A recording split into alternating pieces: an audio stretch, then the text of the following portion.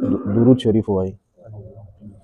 اللهم صل على محمد وعلى آل محمد كما صليت على إبراهيم وعلى آل إبراهيم إنك حميد مجيد. اللهم بارك على محمد وعلى آل محمد كما باركت على إبراهيم وعلى آل إبراهيم إنك حميد مجيد. باب كراهة سب الحمى. تبی ته بدې ردې ویل مکروه دي. بخار نه دی، بخار تبه د تبې ته بدې ردې ویل مکروه دي. وی بخار نه دی، تبه دې ته به بدې ردې نه وي. 1926 نمبر حدیث مبارک دی، 1726 نمبر. وعن جابر رضی الله تعالی عنه، دا حدیث زمونږ استاد سردار سیدنا حضرت جابر رضی الله تعالی عنه نه روایت دی.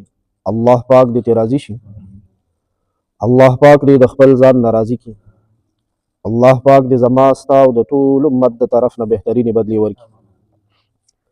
ان رسول الله صلی الله تعالی علیه وسلم دخل على ام الصائب او ام المسیب. جابر رضی الله عنه یو مختصره واقعه بیانوي، وی جناب نبی کریم صلی الله علیه وسلم ام صائب یا ام المسیب یو زنانه ده، هغې کره تشریف یوړو. فقال، نبی علیہ السلام دغه صحابی ته فرمایل ما لک یا ام الصائب او یا ام المسیب تزفزفین. ام صائب یا ام المسیب دا ولې ته ټوله ریږدې. نبی علیہ السلام چې دوی کره تشریف یوړلو نو چې وی کتل دا صحابیه ټوله ریږدېده، رپېده. دا ولې ته ټوله ریږدې ړق، دا تبې نیولې وه او د تبې د وجې نه کله په دې وجود باندې ړچ لګي، ریږدي، د یخنۍ والا ته به، ساړه والا ته به. نو نبی علیہ السلام ته تپوس وکړو، یو بل تپوس کوئ، دا پیغمبري طریقه ده. څوک هم کله وکتو چې ډېر راغونډ ناست دی، هسې د خیرخواهۍ په طور ته تپوس وکړه ولې ډېر نن خو راغونډ ناست دي. نن خو هسې ټول راغونډ یو که نه، ځوانان دي او که ساړه دي غونډ دي. خو لکه کله سړی داسې تندې باندې ګونجې وي، پریشان وي، د تپوس سره څه کېږي نه تا او ما نه څه ځي، خو د هغه ښه شي چې ځه څوک خو مې تپوس والا شته، دې سره د غم نیم کمیږي. ګورې اوس خو ځانځاني ده که نه، ځانځانۍ په دې دور کې بیا د دې سنت اهمیت نور هم سیوا کېږي. ښه کوئ د یو بل پوښتنه، د ګاونډي تپوس په جومات کې در سره اوږه په اوږه ودرېږي، یو ټایم دوه دې ونه لیدو نو دومره لرې خو نه دی چې کرۍ لګي که نه، ورشو پوښتنه وکړو، کینې نو په دې جومات کې پوښتنه وکړو، په هغې هم سړی هغه ته سوال جواب ورسي که نه، ډېر ښه کېږي دې سره. نوره روشنۍ به واچو که نه، بس مخکې تېر شو. ګوره دا کوئ، ښه دا ډاډګیرنه کوئ. په دې ډاډګیرنه باندې، په دې پوښتنه باندې داسې کار کېږي چې سهار کې خو د کوم مسلمان پوښتنه وکړه که نه، نو تر کوم ټایمه پورې څومره ملایکې دعاګانې کوي، ماښام نوراني مخلوق دې ځان ته په دعا باندې اخته کړو. خلک وایي که نه مور له ورشي وي، مور یې ما ته دعا کو، زما پلار له ورشي جومات استاذ ته وایي یاره جي په سفر روان یم، ځینې دې صف کې ملګري شته، وزټ او سفر باندې روان یم، د یو ښار نه بل ښار ته، ملتان ته ځم، کراچۍ ته ځم، دوا راته کوه. او دا د چا دعا اخیستل دي؟ د ملایکو. او بل داسې کار به کېږي چې د محشر په ورځ به خلق بې جامو د قبر نه راپاسي، خپې بله خپې، سرتور سر، ناسونه ته. او چې څوک د مسلمان تپوس کوي دله به الله پاک د جنت لباس ورکوي، نو ګټې ورکې خپلې دي. ښه بله عمر کې به د ده اضافه کېږي چې د ګاونډي، د رشته دار، د ملګري، د مسلمان پوښتنه کوي، اولاد کې به برکتي، مال حال کې به برکتي، په صحت به روغي. نو نبی علیہ الصلوۃ والسلام ته تپوس وکړو دا ولې تزفزفین، ته خو ټوله ریږدې. نو دې څه وویل، زنانو خو خپل یو ترتیب وي که نه، نو په هغه ترتیب باندې دې وویل قالت الحمى لا بارک الله فیها، تبه ده خدای ورکه کا، تبه ده سپېره ویره شه، خدای ووه. ښځې خو داسې وایي که نه، تبه ده خدای ورکه کا، لا بارک الله فیها، خدای دې ورکې برکت وانه چي، سپېره ویره شه، خو د کومې ورځې نه تبې نیولې. فقال نبی علیہ السلام ورته فرمایل لا تصب الحمى، تبې ته بخار ته ټمپریچر ته خیرې مه کوه. فانها تذهب خطایا بني آدم، دا تبه چې په بني آدم راشي نو دا د بني آدم نه بوزي خطاګانې ګناهونه ترې نه وینځي، رجی یې ترې نه صفا کوي. کما یذهب الکیر خبث الحدید، لکه څنګه چې بټی نه ده بټی دا د اوسپنې زنګ رجی او لرې کوي، نو دا شانتې دا تبه د بني آدم ګناهونه رجی او رګمالکۍ یې لرې کوي. رواه مسلم، دا د حدیث امام مسلم رحمه الله روایت کړی. څنګه هر تکلیف اوس په شرح کې عالمانو فرمایلي دي چې بیماریانې وي، ازمایښونه وي، مصیبتونه وي، نو دا د انسانانو د ګناهونو د معافی سبب ګرځي. ازمایش کې مونږ او تاسو ټول یو کنه، که غریب دی که مالدار دی که مال والا دی که بې ماله دی که اولاد والا دی که بې اولاده دی، کور والا دی که بې کوره دی، ټول څه دي ازمایش کې دي. تا او ما ته به ښه سور سپین ښکاري، خو که لږ داسې ورسره ځان له شو ورته وایې چې څه حال دی او د زړه حال یې درته راوسپړلو، نو ته به جیب ته لاس کې چې ده سره ښېګړه وکړمه که زه څه وکړم ده سره. خوړه به نه وهئ. ښه دا بیمارۍ ازمایشونه او مصیبتونه د انسانانو د څه سبب ګرځي؟ د ګناهونو د معافی سبب ګرځي. نو دې وجې نه چې یو شی زما د ګناه د معافی سبب ګرځي یا د خیرو او د بدو ردو قابل، ځکه ورته وایي بدې ردې ویل نه دي پکار. بله یو خبره ده مونږ استادانو نه زده کړې ده، پرون د بخاري شریف په درس کې دارالعلوم سرحد کې زمونږ استاد محترم بیا دا خبره وکړه، مفتی سید قمر صاحب دامت برکاتهم العالیه. تاسو تللي وئ که نه وئ تللي؟ تاسو دا کار نه کوئ، دومره ګټې دي که نه. د اتو کالو چې طالبانو کومه خواري کړي که نه، تاسو موږ ورسره په یو ساعت کې په هغه اجر کې شریک شو. پته نه لګي دا عادت واخلئ، خیر دی. مړي ژوندي له ځئ که نه ځئ؟ تاسو ته چې څوک ووایي چې مړی ژوندی دی ځئ ورله که نه ځئ؟ او ځئ، جامې هم بدلوئ، کیړی پالش بوټ کریم ورکوئ. نو دغه خو د دنیا مړي ژوندي دي که نه، دا آخرت لم کوئ، د آخرت مړی ژوندی هم کوئ. دا خلک چې دا استادان یې سره په بدل کوي نه، که دا شی په بدل شو که نه راځئ بس نه بدل ځو، دې له ټایم وباسئ. خبره دا وفرمایله چې مونږ او تاسو خو د ورځې دعاګانو کې هم دا وایو چې یا الله مونږ نه راضي شه، وایو که نه وایو؟ د شپې هم که چېرته کې د راپاڅېدو توفیق الله راکړي نو دا دعا کوو یا الله ته راضي شه، یا الله ته راضي شه. مفتی صاحب وفرمایل وایي دا دعا دې سره زه یو بل جزم ضروري ګڼم چې هم ورسره ووایئ. وی هغه دا دی چې یا الله ما د خپل ځان نه په خپلو فیصلو راضي کا، یا الله ما د خپل ځان نه په خپلو فیصلو زما په حق لګي چې کومه فیصله کړې ده، که هغه د رنځ او د بیمارۍ ده، که هغه د لاچارۍ او د قرضدارۍ ده، که هغه د بې اولادۍ فیصله ده، که د بېروزګارۍ فیصله ده، دا زمونږ په حق له چې کومې فیصلې دي دا څوک کوي؟ الله پاک کوي. دا مونږ چې ساتي په دې کوم حال کې، دا حال مونږ له چا خوښ کړی دی؟ الله پاک خوښ کړی دی. نو یا الله په دې خپل حال باندې په دې خپلو فیصلو باندې ما هم د خپل ځان نه راضي کړه.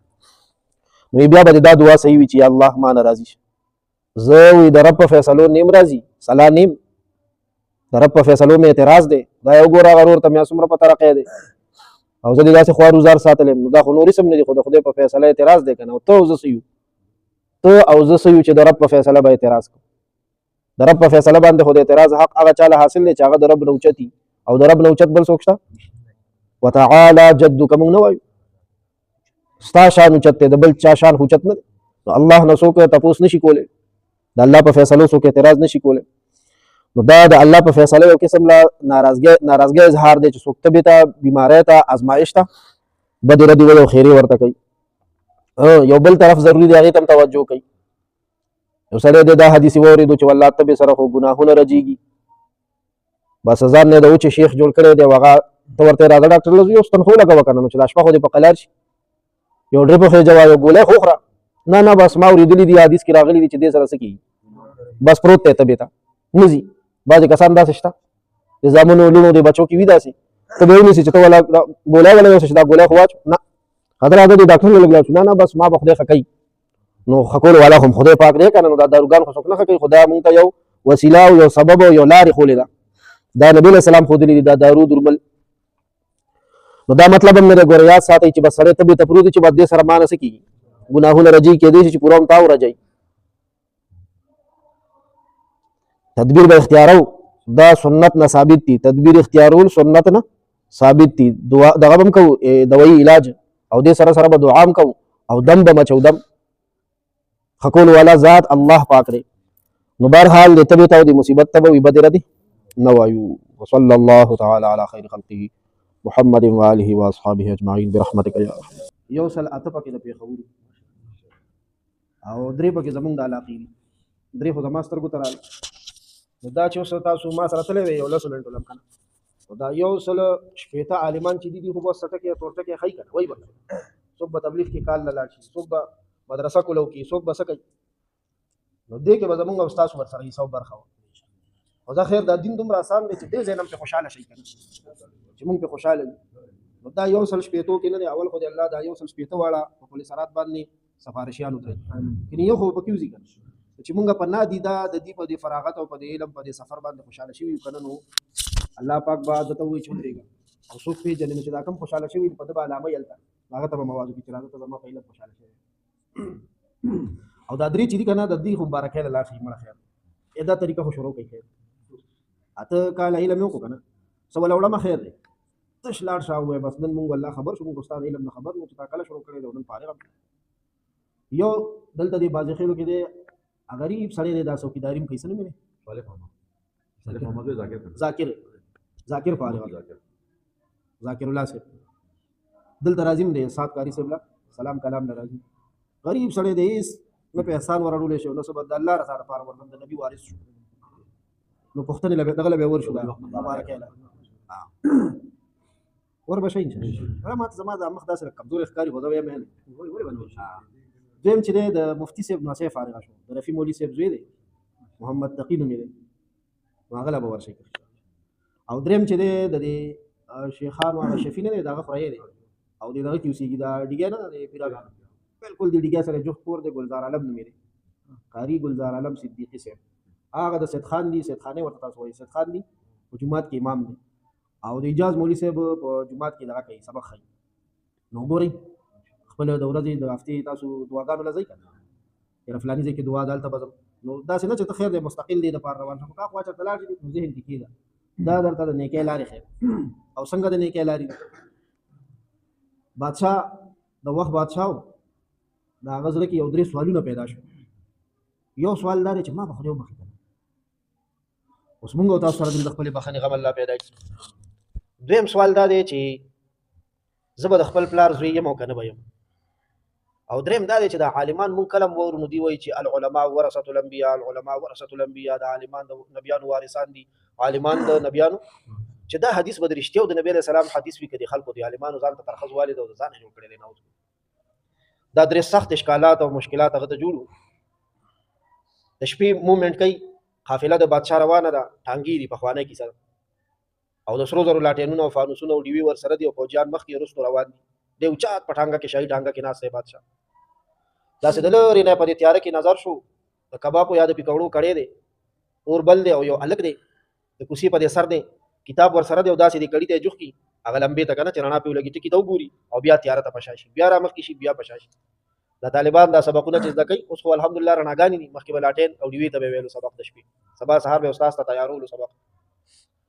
نو طالب علم و د بادشاه وکته چې دا څوک دی او څه کوي چې هلته څنګه ورسېدو بس اډر یې وکړو چې قافله ودروئ سټاپ بس دی په ځای ودرېد سپایان ورته وایي ورشي دا هلک لږ راولي سپایان ورغله هلک یې راوست هلک ته وایي دا ته څه کوې وایي چې زه د مدرسې طالب یم ما سره ډیوه لاټین نشته دی نو زه د شپې د کړي پورې راشم تر څو چې دا اور بلي نو دې ته کتاب ګورم او بس چې دا اور مړ شي بس بیا زه خپل جومات ښه زما په بادشاهۍ کې تا سره لاټین نشته حکم یې وکړو ویدله ورکړئ دا د سونې فانوس او ډیوه د سرو زرو ډیوه او ورته حکم یې جاري کړو ویدله د کال د زیتونو تیل هم ورکوي چې بلوي بادشاه دی که موږ تاسو هم خدای وسونه راکړي دي په څه لګي په انډو لګي په خپیار ته لګي د قبر په څیره لګي تخیري او ضمانتونو کې دو بلا پیسې او په وکیل لګي په جج لګي او درس دروس دی الله دې په خېزه مونږه پیسې ولګي چې په کار براشي نو او بیا ورته وایي تا ته به سالانه تیل ملوي زمونږ د مشرانو رښتیا وایي د جومات د تیل دپاره ځمکې ورکړې وې که نه یې څه بیا ویل هغې ته ملکان بوګرې اوس ورسره څنګه چلو شو یو هم پې خېټه اچولې ده او بل هم پې خېټه اچولې ده را خلاصولې او زمونږ داسې نیکان مشرانو ځمکې هم ورکړې وې او ورسره یې باړې هم ورکړې وې او بوګرې هم ورکړې وې او ملکانې هم ورکړې وې الله دې زمونږ هم نیکو ته پام کړي دا به د په کار راغلي انشاءالله.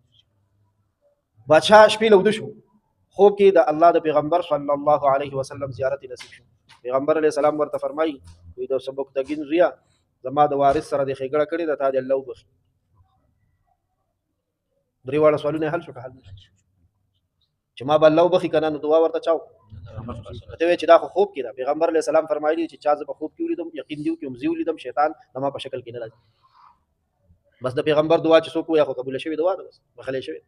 او د پلار نوم یې ورته واخیستو چې حلالي ده د دې پلار زوی او زما د وارث سره دې ښېګړه کړې. عالم طالب دا د نبیانو وارثان دي. یو مړی ژوندی پکې د الله د پیغمبر د پاره شروع کوي خیر. نو د دې دا درې خو ماته معلومه دي، نورم چاته معلومه وي معلومات یې وکړي او دغه یې وکړي دا مبارکي یې وکړي. او بل مې درته ویلي پته نه لګي چې هغې باندې عمل کړی که نه. د ګلشن ماما زوی 9مه درجه پاس کا او سخت کال به 8مه درجه وي بیا به دی عالم شي انشاءالله. دی څنګه عالم شو؟ دلته به تلو راتلو نو دا صاحبزاده زوی نه دی فرید د به ما سره دا موټرسایکل کوزولو را خېجولو لپاره عمل کړو که نه. اوس په موټرسایکل نه ګرځو شکر تاسو موټرو کې ګرځوئ الله دې بدلېدل. نو ده به ورته ویل یاره ما ته دا موټرسایکل دا خدمت د استاد جي ما ته پرېږده به زه کوم. بیا کېناستو بیا علم سره شوق شو د الله لار کې وخت ولګولو تبلیغ کې امیر صاحب بوتلو راوستو نو هغه دغه بوټی دین حل کړی دی. دې ته پته هم نه او د دې د وجې نه الحمدلله هغه یو جومات آباد دی، یو کلاس آباد دی، یو مدرسه پکې آباد دی، سبقونه او درسونه ښایي ماشاءالله. او یو د جعفر ګل ماما زوی 9مه درجه پټکې ورته په سر شو. په دې 9مه درجه باندې مشکات شریف چې وایي په دې ورته پټکې په سر وایي. د پندو د مدرسې نه دي دواړه د وړې دورې نه فارغه شول. یو دوره اوس سخت کال په سر پرته دا به کوي که خیر انشاءالله.